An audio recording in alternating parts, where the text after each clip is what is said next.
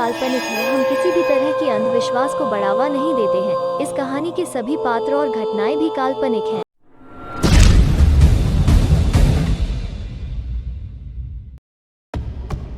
Stella ने चौंक कर पूछा, क्या ये सचमुच मर चुकी है? ऑफिसर ने जवाब दिया, हाँ, एवा होप ने सुसाइड कर लिया था। स्टेला ने फिर चौंक कर कहा, पर मैंने तो उसे अपने सामने खड़ा देखा था। इसके बाद उस पुलिस ऑफिसर ने कहा, तो क्या तुम मुझसे ये बताना चाहती हो कि तुमने उसकी आत्मा देखी थी? ये सुनकर स्टेला का मुंह फटा का फटा रह गया। उसने फिर कॉन्फिडेंस में जवाब दिया, नहीं, बल्कि मैं ये कहना चाहती हूँ कि मैंने उसे देखा था और वो भी जिंदा। ऑफिसर ने फिर हकलाते हुए जवाब दिया, ये नामुमकिन है, क्योंकि एवा ने सुसाइड किया था और उसकी बॉडी की जांच मैंने अच्छी तरह की थी। स्टेला ने कहा, मेरा यकीन मानो ऑफिसर, वो एवा ही थी। ऑफिसर ने जवाब दिया, पर मुझे इस बात पे डाउट है। इसके बाद स्टेला को एवा के मौत के बारे में जानने की और भी इच्छा होने लगी। वो ऑफिसर से कहती है, अच्छा, आपने कहा कि उसने खुदकुशी की थी। ऑफिसर ने जवाब दिया, हाँ, उसने एक बार में ही पूरे स्लीपिंग पिल्स की बोतल ही ख़त्म कर दी और इसी के ओवरडोज से उसकी मौत हो गई। स्टेला ने फिर पूछा, क्या उसे कोई परेशानी थी? ऑफिसर ने बताया, हाँ, वो डिप्रेशन से जूझ रही थी। शायद उसे अपनी बेस्ट फ्रेंड की मौत का सदमा लग गया था। स्टेला ने पूछा, तो क्या उसकी किसी फ्रेंड की भी डेथ हो गई थी? ऑफिसर ने कहा, हाँ, सैली, उसकी फ्रेंड, उसने भी एवा के सुसाइड करने से कुछ दिन पहले ही सुसाइड कर लिया था। स्टेला ने कहा, एक और सुसाइड? ऑफिसर, क्या आपको सच में नहीं लगता कि ये थोड़ा अजीब है? ऑफिसर ने जवाब दिया, कौन जाने कि उसे क्या हुआ था। देखो मिस स्टेला, तुम ये सब ना समझने की कोशिश करो तो ही ठीक होगा, क्योंकि ये जगह बहुत रहस्यमयी है और यहाँ के लोग भी। स्टेला ने गुस्से में कहा, चाहे जो हो जाए, मैं इन रहस्यों पर से पर्दा उठा कर रहूँगी। ऑफिसर ने उसे समझाते हुए कहा, देखो, तुम्हारे लिए यही बेहतर होगा कि तुम वापस अपने शहर चली जाओ। तुम्हारी अभी पूरी ज़िंदगी पड़ी है और इसीलिए मैं सलाह दूंगा कि तुम इन सब लफड़ों में ना पड़ो। स्टेला ने गुस्से में ऑफिसर को जवाब दिया, ये खेल नहीं ऑफिसर, चाहे जो हो जाए, मैं इन सब मौतों के पीछे का राज जान कर रहूँगी। ऑफिसर ने कहा, और मैं तुम्हें पहले ही बता देना चाहूँगा कि अंत में तुम्हारे हाथ कुछ भी नहीं लगेगा। स्टेला ने अब ऑफिसर से एक आखिरी सवाल पूछा कि एवा होप मरने से पहले काम क्या करती थी? ऑफिसर ने जवाब दिया, वो सैलम के विच म्यूजियम में काम करती थी। पर तुम ये क्यों पूछ रही हो? स्टेला ने बहाना देते हुए कहा, बस ऐसे ही, मैं थोड़ा क्यूरियस थी। अच्छा, अब मुझे चलना चाहिए। ऑफिसर ने उसकी मंशा भांपते हुए कहा, पता नहीं क्यों, पर मुझे लग रहा है कि हम फिर बहुत जल्द मिलेंगे। इधर यहाँ न्यूयॉर्क में स्टेला की कंपनी में अंकल हैरी काफ़ी परेशान थे। तभी स्कॉट वहाँ आ पहुँचा। उसने हैरी से मजाकिया अंदाज में कहा, क्या बुढ़े अंकल, आप अभी तक सोने नहीं गए? हैरी ने जवाब दिया, वैसे मुझे लगता है कि तुम्हें पहले अपना काम शुरू कर देना चाहिए। स्कॉट ने फिर हंसते हुए कहा, आप मुझसे नफरत क्यों करते हैं बूढ़े अंकल? आप तो मेरे परदादा जैसे हैं। हैरी ने अब तंग आकर उससे कहा, आखिर तुम चाहते क्या हो स्कॉट? स्कॉट भी अब सीरियस हो गया। उसने कहा, मैं तो सिर्फ ये जानना चाहता हूँ कि आप फोटोज़ को कब चुनेंगे, जो कि हमें इस एडिशन के मैगजीन में पब्लिश करना है। हैरी ने जवाब दिया, ठीक है, मैं तुम्हें बता दूंगा, पर अभी तुम जाओ और जाकर अपना काम करो। स्कॉट मुड़ा और वो अभी कुछ कदम ही चला था कि तभी हैरी ने उसे पीछे से पुकारते हुए कहा, और हाँ, तुम मेरे पौधों से दूर ही रहना। स्कॉट ने फिर हंसते हुए कहा, कभी कभी तो मुझे लगता है कि आप मुझसे ज़्यादा अपने पौधों से प्यार करते हैं। तभी उसे स्टेला का कॉल आने लगा। वो कॉल रिसीव करता है और स्टेला से कहता है कि अच्छा हुआ कि तुमने कॉल किया स्टेला। तुम्हें पता है कि मुझे तुम्हारी कितनी चिंता हो रही थी। क्या वहाँ पर सब ठीक है? स्कॉट ने पूछा। स्टेला ने जवाब दिया, हाँ, मैं ठीक हूँ, पर तुम मुझसे पहले वादा करो कि जो बात मैं तुम्हें अब बताने वाली हूँ उसे सुनकर तुम परेशान नहीं होगे। दरअसल मेरी कार का एक्सीडेंट हुआ था। ये सुनकर स्कॉट थोड़ा घबरा गया। उसने पूछा, क्या, एक एक्सीडेंट?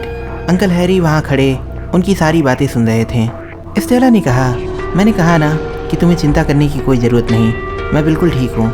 मेरी गाड़ी का एक्सीडेंट इसलिए हुआ क्योंकि एक औरत अचानक मेरी गाड़ी के ठीक सामने आ गई थी। स्कॉट ने हैरानी से कहा, क्या, एक औरत गाड़ी के सामने आ गई थी? स्टेला ने कहा, हाँ, पर सुनो, पुलिस के मुताबिक वो औरत पहले ही मर चुकी है। स्कॉट इतना हिला हुआ था कि उसने फिर हैरानी से उससे कहा, क्या, वो मर चुकी है? अब अंकल हैरी ये सुनकर थोड़ा परेशान हो गए और वो ध्यान से उनकी बातें सुनने लगे। स्कॉट ने स्टेला से कहा, देखो स्टेला, मुझे ये सब बिल्कुल भी ठीक नहीं लग रहा। तुम जितनी जल्दी हो सके वहाँ से वापस आ जाओ। स्टेला ने जवाब दिया, मुझे जहाँ होना चाहिए मैं वही हूँ। स्कॉट, इस शहर में बहुत सारे राज छिपे हुए हैं। मुझे ये पता लगाना ही होगा कि इसका मेरे डैड की मौत से क्या कनेक्शन है। स्कॉट कहता है, स्टेला सुनो, मैं जानता हूँ कि तुम चाहती हो कि मैं वहाँ नहीं आऊँ, पर मैं तुम्हारी मदद करना चाहता हूँ। स्टेला कहती है, तो ठीक है, क्या तुम पता लगा सकते हो कि एवा होप आखिर थी कौन? स्कॉट जवाब देता है, हाँ, तुम चिंता मत करो, मैं इसके बारे में पता करता हूँ। सैलम में काफ़ी खतरा है, इसलिए तुम अपना ख्याल रखना। तभी अंकल हैरी पीछे से बोल पड़ते हैं, क्या स्टेला सैलम में है? उनकी आवाज़ सुनकर स्कॉट वहीं जम जाता है। इधर स्टेला सैलम विच म्यूजियम पहुंच जाती है, पर अफसोस कि उस दिन म्यूजियम बंद था। पर उसे यकीन था कि म्यूजियम में जाने के लिए दूसरा रास्ता जरूर होगा। ये सोचकर वो म्यूजियम के बैकयार्ड की तरफ जाती है। वहाँ उसे एक खिड़की दिखाई देती है। इसके बाद वो उस खिड़की से अंदर चली जाती है।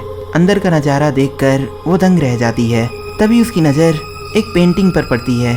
उसके नीचे उस पेंटिंग के बारे में लिखा हुआ था, 1692 और 1693 के बीच बहुत सी औरतों को फांसी दी गई थी, क्योंकि उन औरतों पर काला जादू करने का आरोप लगा था।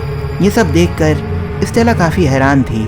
इसके बाद स्टेला ने मन में सोचा कि वो यहाँ किसी टूर के लिए नहीं आई, अब उसे और भी ढूंढना चाहिए, शायद उसे कुछ और इन्फॉर्मेशन मिल जाए।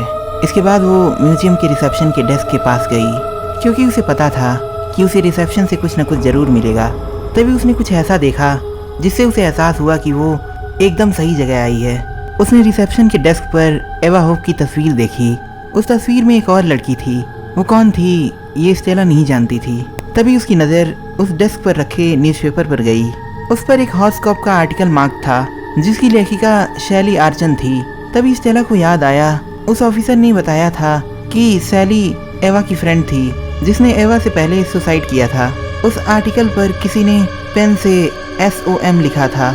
स्टेला को ये समझ में नहीं आ रहा था कि SOM का आखिर मतलब क्या है। इसके बाद उसने ड्रॉवर खोलकर देखा तो उसे उसमें सैलम्स पैराडाइज का एक पोस्टर मिला।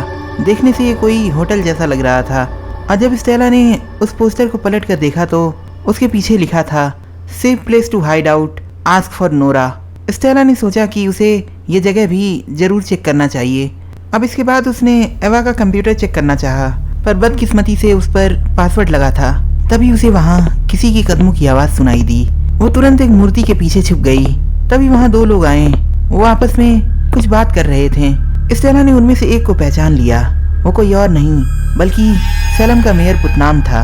वो कह रहा था कि चिंता मत करो, ये मौतें मेरे इलेक्शन कैंपेन का कुछ नहीं बिगाड़ पाएंगी। हम इलेक्शन पोल्स में काफ़ी आगे हैं और अब हम इस पर कोई आंच नहीं आने देंगे, चाहे जो हो जाए। वो दूसरा आदमी कहता है, आप चिंता मत कीजिए, सारे केसेस क्लोज हो चुके हैं। पर मैं आपको एक बात बता देना चाहूँगा, मुझे ऑफिसर स्मिथ का कॉल आया था। पुतनाम ने कहा, उस बेवकूफ़ के पास तो हमेशा बुरी खबर ही होती है सुनाने के लिए। अब उसने क्या कहा? ऑफिसर स्मिथ बता रहे थे कि कोई पुलिस स्टेशन आकर इन मौतों के बारे में पता कर रहा था। स्टेला ने ये सुनकर सोचा कि ये दोनों मेरे बारे में बात कर रहे हैं। ये सोचकर वो उनके पीछे गई। हॉल में पहुंचकर उसने सुना कि पुतनाम कह रहा था, इन सब मौतों के राज को पता नहीं लगाने देगा। पुतनाम ने उस दूसरे आदमी से पूछा, अच्छा आखिर वो था कौन जो ये सब पूछ रहा था? उस आदमी ने उसे जवाब दिया कि वो एक औरत थी, जहाँ तक मुझे मालूम है उसका कोई कनेक्शन है डॉक्टर एंडरसन से। ये सुनकर स्टेला बहुत चौकन्ना हो गई। पुतनाम ने पूछा, क्या वो भी मैगजीन में काम करती है? उस आदमी ने जवाब दिया, मुझे नहीं पता, पर हाँ उस औरत को ये शक है कि ये सारी मौतें आपस में जुड़ी हुई हैं। पुतनाम ने कहा, ठीक है, तुम इस मामले को हैंडल करो। उस आदमी ने कहा, ठीक है, पहले मैं कोशिश करूंगा कि मीडिया को ये बात पता ना चले। पुतनाम ने गुस्से में कहा, और उस औरत का क्या? उस आदमी ने जवाब दिया, मुझे लगता है कि उसे ऑफिसर स्मिथ ही हैंडल कर लेंगे। पुतनाम ने कहा, मुझे स्मिथ पर भरोसा नहीं, वो मोटा किसी भी काम का नहीं, इसलिए मैं चाहता हूँ कि तुम इस मामले को हैंडल करो। किसी भी कीमत पर इन मौतों का राज बाहर नहीं आना चाहिए। तभी स्टेला किसी चीज से टकरा जाती है और इससे एक जोर की आवाज होती है। पुतनाम कहता है, वो क्या था? वो दूसरा आदमी कहता है, ये आवाज वहाँ से आई है।